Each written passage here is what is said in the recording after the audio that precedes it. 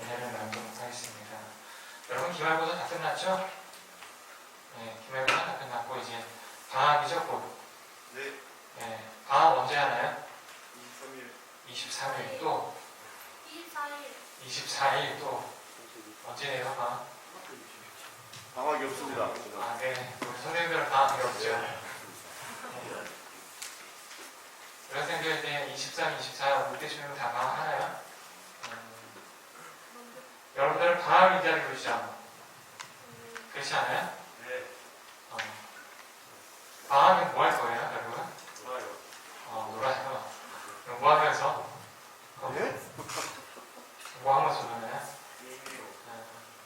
게임이요. 요즘 여기 그 학교 2021이라고 드라마 하는지 알고 계세요? 네. 아, 몰라요? 이거 뭐였지? 여러분 드라마는 별로 관심 없나요? 네. 설교만. 제가 요즘에 보는 TV 프로가 또 있습니다. 뭔지 아세요? 시목에 네? 아, 싱어게임도 어쩌다 보긴 하는데. 네. 건설 주스. 네? 아니요. 저 뭐라고요? 제가 요즘에 보는 TV 프로가 혹시 더 솔저스라고 혹시 아세요?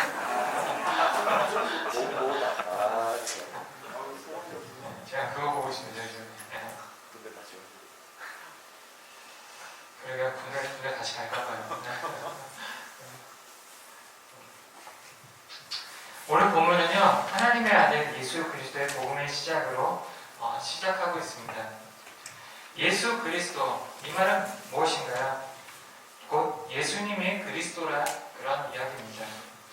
다시 이야기하자면 예수님이 바로 메시아임을 나타내고 있습니다. 즉 마가복음은 예수님을 누구로 소개하냐면 바로 이 메시아라고 이 소개를 하는 것입니다. 그런데 복음은 소리입니다. 이 소리는요 모아져서 이야기가 되고 복된 소리는 복된 이야기가 됩니다. 이 이야기의 주인공은 다름 아니라 바로 예수님입니다. 자, 세상에는 많은 이야기가 있습니다. 그렇죠? 여러분들이 가장 좋아하는 이야기는 뭔가요? 해리포터 여러분 되게 좋아하나요? 그래요? 해리포터 좋아해요? 또 뭐 다른 이야기 뭐 좋아하는 거 있어요? 혹시? 그런 등등의 사실은 이 세상에는 되게 많은 이야기들이 있어요. 그런데 오늘은 바로 예수님의 이야기가 바로 복된 소리입니다. 자, 예수님의 이야기 안에는 길이 있고 희망이 있고 그리고 사랑이 있습니다. 무엇보다 예수님의 이야기 안에는 사귐이 있고 관계가 있고 용기가 있습니다. 물론 이런 것도 중요하지만 더 중요한 것이 있습니다. 그것은 예수님의 이야기 속에는 구원이 있고 예수님의 이야기 속에는 영원한 생명이 있다는 사실입니다. 오늘 본문에 보면 예수님이 등장하기 전에 사실은 세례 요한이라는 그런 사람이 등장하게 됩니다. 그런데 이 세례 요한은요 정말 주연급 배우입니다. 그런데 오늘은 그냥 조연으로 등장합니다. 2절에 보면 보라 내가 내 사자를 내 앞에 보내노니 그가 내 길을 준비하리라고 이야기합니다. 이스라엘 사람들에게 메시아라는 것은 곧 오실 분이라고 이렇게 여겨졌습니다. 그리고 이스라엘 사람들에게 이 메시아는 우리가 상상하는 것 이상으로 굉장히 그 사람들은 그 메시아에 대한 열망이 가득했습니다. 메시아를 간절히 기다렸습니다. 그리고 정치, 경제, 문화 할 것 없이 그저 메시아 이분만 오면 모든 것이 다 해결되리라는 그런 생각을 가지고 있었습니다. 그래서요 도덕적인 타락을 보고 탄식할 때도 메시아를 기다렸고요 경제적인 빈곤, 내가 정말 지금 당장 먹을 것이 없어서 이렇게 굶주린다고 할지라도 메시아를 기다렸습니다. 그래서요 이 메시아가 오게 되면 이 모든 문제들이 궁극적으로 해결될 것이라고 이 이스라엘 사람들은 그렇게 믿었습니다. 혹시 우리 학생들은 연극 본 적 있나요? 네. 연극 본 적 있어요? 자, 만약에 2시에 연극을 시작한다고 하면 딱 2시 되면 누가 등장하는지 아세요? 연극을 소개하는 사람이 등장해요. 주인공이 바로 등장하지 않아요. 네. 한 사람이 등장해서요, 이제 곧 연극이 시작됩니다 라고 이렇게 알리면서 가끔 이 사람들이 웃기는 얘기도 한마디 해주고요. 그리고 뭐 퀴즈 같은 거 하나 내가지고 그 퀴즈 문제를 풀게 되면은 연극 그 관람권을 하나 더 준다든지 이렇게 얘기를 합니다. 예, 그러면서 이제 곧 연극이 시작됩니다 라고 이렇게 이야기를 합니다. 자, 그런 것처럼 이처럼 본격적으로 예수님이 등장하기 전에 잠시 등장하는 한 사람이 있습니다. 그 사람이 바로 세례 요한입니다. 세례 요한은 메시아로 등장하는 예수님의 사역을 소개하면서 하나님께서 메시아 즉 예수 그리스도의 등장에 앞서 그의 길을 준비하도록 미리 출현시킨 사람입니다. 세례 요한의 등장은 오랜 기다림 끝에 소망하는 날이 다가오고 있음을 보여주고 있는 것입니다. 세례 요한이 남들이 귀담아 듣지 않고 중요하게 보지 않는 사람이기에 이렇게 바로 예수 그리스도 이전에 등장했던 그런 사람이었을까요? 결코 그렇지 않습니다. 당시 세례 요한은 모든 사람들이 메시아로 생각할 만큼 대단한 영향력이 있었습니다. 당시 헤롯 왕도 마음대로 할 수 없었던 그런 막강한 파워가 있었던 사람이 바로 세례 요한입니다. 우리가 읽은 본문 말씀도 그가 가진 놀라운 힘을 이렇게 소개하고 있습니다. 4절과 5절 다시 한번 읽어볼까요, 우리? 자, 주보에 보면 4절과 5절 있습니다. 자, 다시 한번 읽어보겠습니다. 자, 시작. 세례 요한이 광야에 이르러 죄사함을 받게 하는 회개의 세례를 전파하니 온 유대 지방과 예루살렘 사람이 다 나아가 자기 죄를 자복하고 요단강에서 그에게 세례를 받더라. 아멘. 네.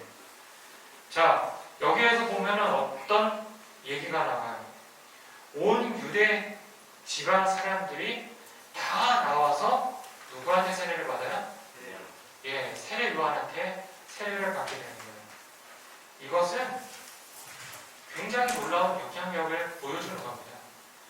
여러분 생각해 보세요. 제가 요 앞에 형상강에서 제가 세례를 베풀겠습니다 라고 얘기했을 때 사람들이 올까요, 안 올까요? 안 옵니다. 네. 제가 이야기한들 절대 오지 않습니다. 그런데 만약에 TV에서 굉장히 유명한 목사님이 오셔가지고 내가 여기서 세례를 베풉니다 얘기한다면 사람들이 올까요, 안 올까요? 네, 그때는 사람들이 옵니다. 그렇게 사람들이 굉장히 많이 몰려든다는 것은 그 사람 자체에 굉장히 큰 영향력이 있다는 얘기입니다. 제가 한번 또 얘기했던 적이 있는데, 제가 서울시 강남에 딱 등장한다고 해서 사람들이 모이나요? 예, 절대 안 모입니다. 그런데 만약에 정우성 같은 사람이 강남에 등장한다 하면 어떻게 돼요? 사람들 정말 많이 모입니다.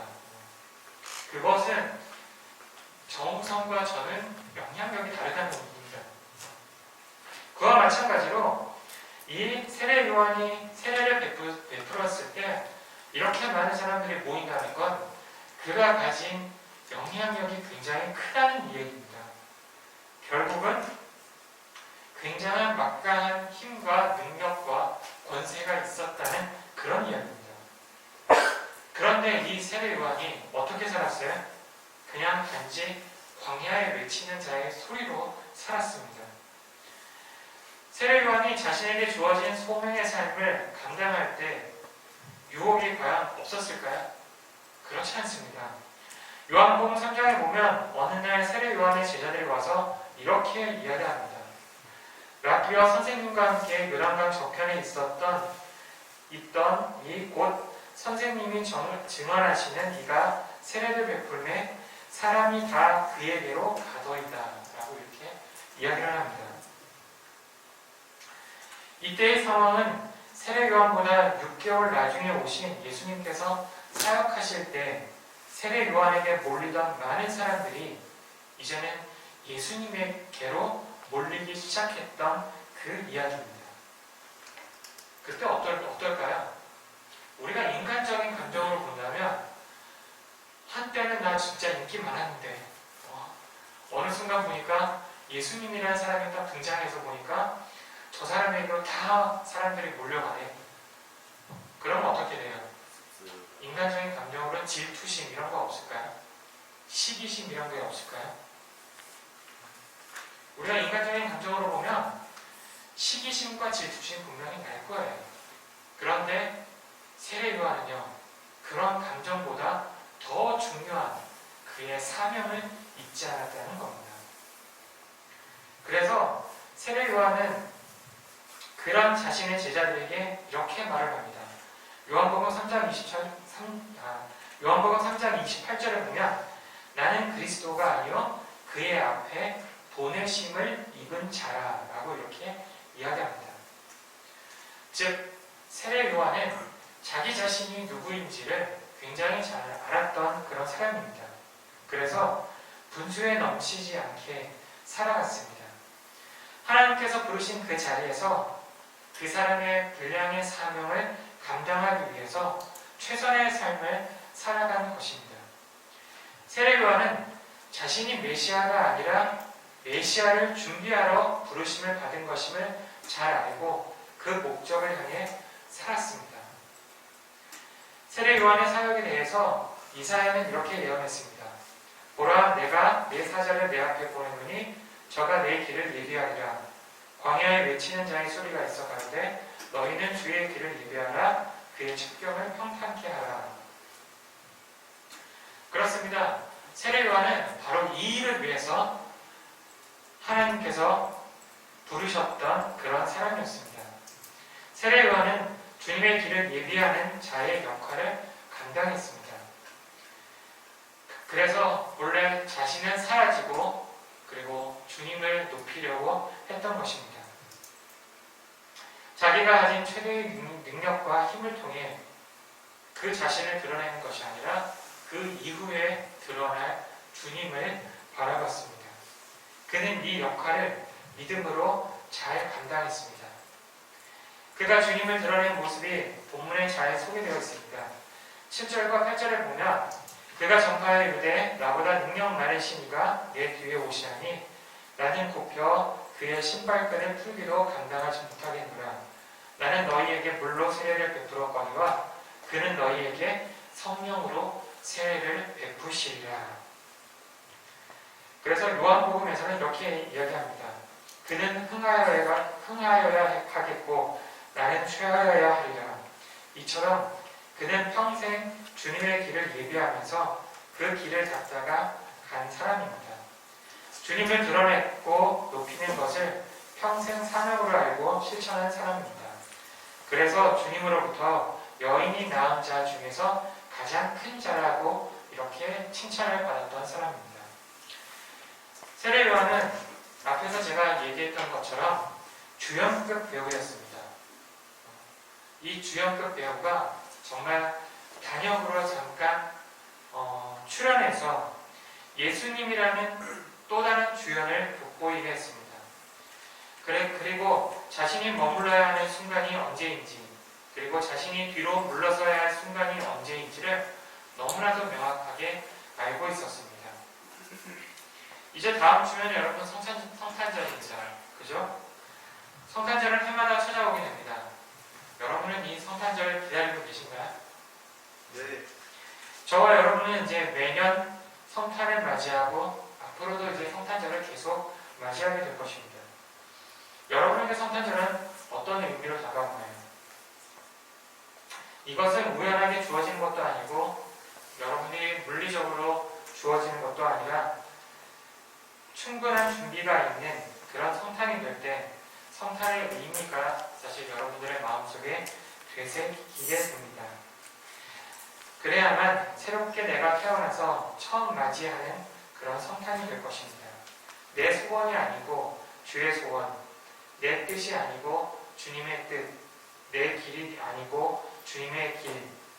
그래서 이 주님의 길을 준비하라는 말씀처럼 주님의 길을 기꺼이 걸어갈 수 있는 우리 학생들이 되길 소망합니다. 네, 이제 12월입니다. 12월은 무언가 또 마무리하는 그런 시점입니다. 여러분은 이제 한 해를 보내고 또 새로운 한 해를 맞이하게 될 겁니다. 여러분들은 무엇을 기다리며 그리고 무엇을 기대하고 있으신가요? 정말 이 성탄을 맞이하면서 이런 것들을 다시 한번 새겨볼 수 있는 우리 학생들 되길 소망합니다. 함께 기도하시겠습니다. 사랑 많으신 아버지 하나님, 오늘을 감사드립니다. 주님, 이제 다음 주면 우리가 성탄절을 맞이하게 됩니다. 예수님께서 이 땅에 태어나신 이유와 목적이 무엇인지를 우리가 다시 한번 기억할 수 있는 우리 학생들 될 수 있도록 주님 인도해 주시고, 우리 학생들이 이제 시험을 다 끝나고 이제 방학을 맞이하게 됩니다. 이 방학 기간 동안 정말 예수님께서 이 땅에 오신 목적들을 기억하면서 우리가 예수님처럼 살아갈 수 있는, 그리고 예수님을 닮아갈 수 있는 우리 학생들이 될 수 있도록 주님 인도해 주시옵소서. 함께 해주실 걸 믿고 예수님의 이름으로